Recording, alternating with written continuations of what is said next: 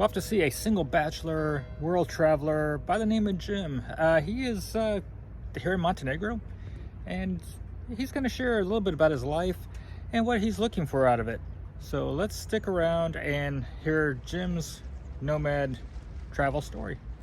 Traveling can be a lot of fun, but as we're going to find out, it can also sometimes be lonely.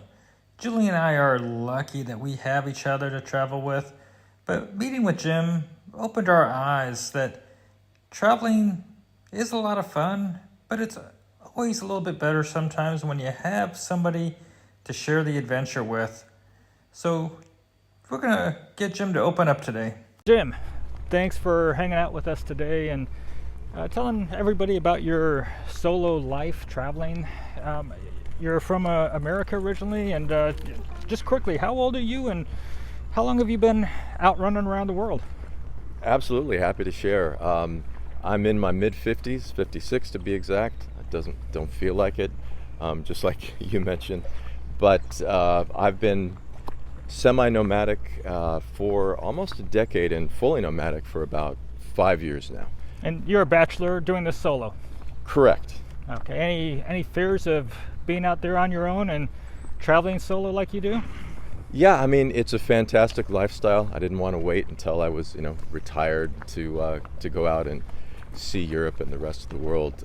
But yeah, the downside is it can be quite lonely. It can be a bit isolating.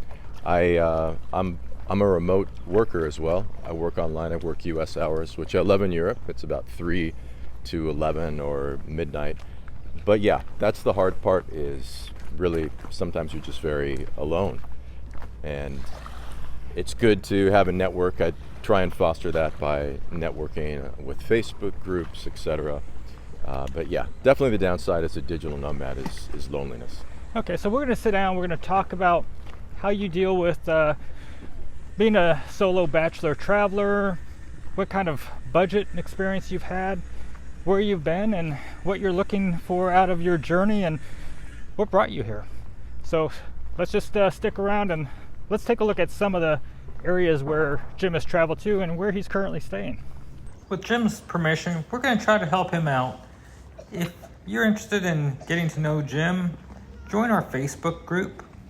Just go to Facebook, look for Expat Slow Travel Nomad Network by Warren and Julie. Look for a video release and leave a rose, ladies, if you're interested in meeting Jim. So Jim, how did you end up in a world of travel? What inspired you? Where did you come from? That's a good question. I've always been a little bit nomadic in the fact that I've lived in several different places in the U.S. And then came back to California where my family was, and just didn't feel like it was the place for me. I really wanted to get out into the world, explore more. I've always been a traveler since I've been 25, seen over 65 countries or so. So I figured a way that I could do that while I'm earning income. So I'm what's called a digital nomad, which means I work online. I'm in sales. So it allows me to earn decent income and travel the world, do the Schengen shuffle, and live part of the year in Mexico. And so I just love the lifestyle. Yeah. Quickly, he mentioned the Schengen. Schengen's a group of 29 countries in Europe that as an American we have to look at as being one country. As Americans, you can only be in these 29 countries for 90 days every 180. Then you have to leave unless you have residency somewhere in one of these countries within Europe. So doing the shuffle means spending 90 days in the zone and then leaving that zone of 29 countries and going somewhere else. So it's not as simple as going France to Spain, getting a new 90. You actually have to leave the entire zone. And when you're in the zone, you can travel without having to show your passport from border to border. So if you want to go from Belgium down to Portugal, you won't show your passport anywhere along that travel. So you are in Montenegro, which is a non-Schengen country right now. That's where you're meeting up with us today. And as you're doing your travels, what type of budget are you seeing? And I'm not asking you how much you make per month. That's irrelevant. But what is your average cost as you're traveling as a solo person around? Well, my goal is to always keep it under 2,000 US a month. And I can generally find places to rent for 1,000 US or 1,000 euro in this case, which is what I'm paying here for a really nice one bedroom. and then the rest is spent on food and entertainment. Sometimes I still can find great deals on Airbnb, although everyone knows that's gotten pretty pricey. Another way I've found to get deals on rent, especially if it's a month or longer, is to join a Facebook group, expats in the place you're going, foreigners in the place you're going, and you can start to network. You can post something that says, hey, I'm looking for a place to stay for a month. Great way. Yeah, and that's the way I did it here. And also there are co-living is on the rise in some of the major cities in Europe. You can Google co-living, for example, co-living Paris, and you'll find a lot of different options for renting a place, a bedroom with its own bathroom in a house or an apartment with several different rooms. Now, and $2,000 may not sound like a lot to a lot of people in America, but Julie and I, we travel with 2 dogs. We do basically $2,900 a month on average without really even trying. Yes. So $2,000 is going to give you a decent life as a single person, because you're not going to need the same types of accommodations we need when we're traveling. So I'm sure you can stay at places that are more geared for single people, and also probably more for socializing. So you've got the co-living spaces, and I think something to bring up is we've done videos of co-working locations in both Turkey as well as Bulgaria that gives people a chance to intermingle and mix and get to know each other. Because you've voiced it to us, so I'll bring this up. Julie and I, we travel together. I've got somebody to share my experiences with, and sometimes that's good. Sometimes it's bad because she doesn't like the heat, and I like the heat. So we've got to compromise where we're going. I've got to have a discussion with her. She's got to discuss with me. Where are we going? What's going to keep us both happy? You get to fly off, footloose, fancy free, go wherever you want. There's no debate. There's no discussion. There's just where do you want to go. However, there's a downside. Definitely a downside. I love my lifestyle, and it's really frustrating because most of the people that I meet out there that are my age are couples, right? And some younger people as well. So I've struggled with that. I was dating someone while I was in California, but because I'm nomadic, that didn't last. And so I'm looking for a beautiful dynamic partner, wherever that woman might be, that has the same ability to be independent, that wants to carve out some sort of lifestyle where we spend part of the year in Mexico, part of the year in Europe, and just enjoying life. So if you're a woman out there that is looking to travel, and we can filter some emails over to you, Jim, if you want. If there's, I guess we'll play like The Bachelor. I won't say no to that. So now I'm not really a big fan of The Bachelor, which I know a lot of ladies are. What do? There's something with a rose or something? Something like that, yeah. I'm not a big TV guy. Okay, just go to our Facebook group, and I'll put a little post on there of about our video here. And if you're a woman that's interested in getting Jim to contact you, all you have to do is go to our video announcement in our Facebook group and just make a comment, leaving a rose in there or something. And ladies, he's been a yoga instructor, so pretty interesting. So you just leave a comment there with a rose, and then if Jim goes through and decides to look at the comments and the profiles, then that'll make it easy. That way there's no, here's your email address, but you can go through and look at our Facebook group and see who's made comment to the video. Well, nothing ventured, nothing gained. So we're gonna play matchmaker here. But yeah, so you've been to 65 countries, and the downside is you're not sharing the experiences with somebody, so you've got to, so I guess that's where it lacks. You can meet other travelers, talk about mutual experiences, but not the experiences that you've had together. Exactly, yeah. I love networking and meeting people all over the world. Although I am a bit of an extroverted introvert, I'd say, but I generally just enjoy meeting expats and locals around the world. Yeah, but it is tough because there's just so many amazing things to see and experience, and I experience most of it alone by myself. So it'd be nice to find someone to share that with. What kind of activities do you engage in, like skiing, snorkeling, scuba, whatever? What kind of activities are you out there doing? Well, I travel with my guitar because I'm a singer and I like to play and sing for fun. Here up in the mountains, the hiking is fantastic. I'm a big hiker. I like to swim in the sea. and I'm just a big fan of sightseeing and just generally strolling around the places I'm in to get a feel for what it's like in the local culture, eating at good restaurants, really just enjoying life, as I like to say, sucking the marrow out of life. Do you do any house sitting? I know a lot of our group talks about house sitting pretty often. They're curious, because that helps to extend your budget. Have Correct. you done any of that? I have not. I've met. I've got I've got friends that are a couple that have been house sitting regularly, and they've found some fantastic places. So that's something I'm not an expert on, but I know that you can network on Facebook and make that happen as well by stating your availability and what you're looking for. But I haven't gone there yet. Part of the reason is because I don't want the extra responsibility, because a lot of the time they'll want you to care for plants or pets or what have you. But if you are looking to save and stay in some wonderful places, that's a great option.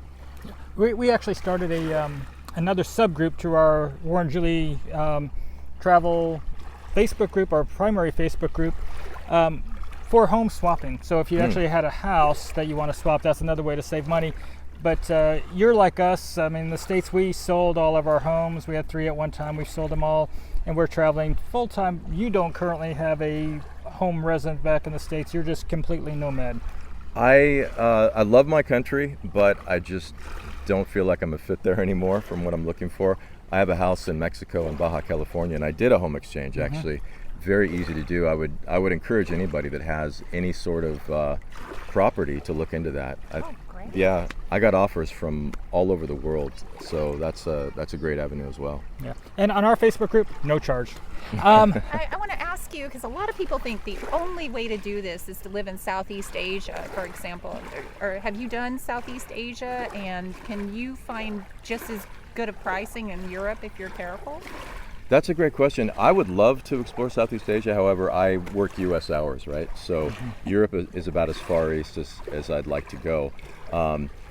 Having said that, I came over about half a year ago to explore Albania because I kept hearing what an amazing place that was for Americans. You can stay there for a full year without a visa, and did the Balkans. And there are plenty of bargains in the Balkans for sure that are probably on par with Southeast Asia, I would say. So yeah, so it depends on what your taste is. I do love the tropical vibe, but I just feel like I'm much more connected to sort of the European vibe and lifestyle. So 2 questions that I will kind of bundle together. You have your home in Mexico. Do you speak Spanish? And secondly, lead into, you're going to be trying to learn how to speak a language here soon that's not Spanish or English. So how about talking on these 2 topics? Oui, c'est ça, c'est français. I'm trying to learn French, and it's not easy. I'm fluent in Spanish because I lived in Venezuela when I was in my 20s. My daughter lives in Paris, and she's fluent in French, Italian, German, and English. And I've always wanted to learn French. So I'm going next to Rouen, which is about a 2-hour train ride from Paris, to take an intensive course. And if I really enjoy France, what I think I'll do is I'll get a student visa. You can get a long stay visa for up to a year, and I think I'll take an intensive course and see if I can become fluent. Fun. Yeah, it's always been a goal of mine. I like to keep learning, and if I can speak 3 languages, it just opens so many doors. And you don't have to be 20 years old to do that student visa. Not at all. Exactly. That's great. So we're going to be in France in July, August, September next year up in the Normandy area. Really close. Are you still going to be in France at that time? I may be. I'm going back to Mexico December and January, and then my plan is, if I get the visa, to come back over in February. But I haven't chosen the spot. I'll probably do Paris because that's where my daughter is, and I've always loved Paris. But yeah, it might be in if we're crossing paths with you in France in 2025, in summer 2025 for us, we will do a follow-up and we'll do another video. see what's happened in life for you at that point, and see if you found that love connection through our video with you here. Well, let's see what happens. That'd be a lot of fun. When you are in a lot of parts of the world, a $2,900 budget for Julie and I gives us a good lifestyle without compromising. We live life the way we want. We're not cutting corners, but we're not living like tourists and going to 5-star restaurants every day or staying in a 5-star hotel, you're about 2,000 is what you're averaging out. Do you feel like in France when you go there that your budget will change? I shouldn't say your budget, but your expenses. Do you think 2,000 will work for you there? France will definitely be slightly higher in cost than, say, Albania or Montenegro. However, if you're thrifty and you're on a budget, you can definitely make it work because you could live in a co-living space and not always eat out at restaurants. For me, the 2,000 on average that I spend per month on rent and all of my expenses is not having to really suffer for anything. I like to eat out at restaurants, and I'll occasionally splurge and spend money on renting a bike or a car or going to a weekend destination. So yeah, it's definitely doable. You could do it. I mean, if you wanted to do 1,500, you'd be kind of scraping by and getting the bare minimum. But I found that 2,000 is plenty. If you really want to eat out every day at a restaurant, etc., and you spend a little bit more, I'd say budget for 2,500 or 3,000 a month.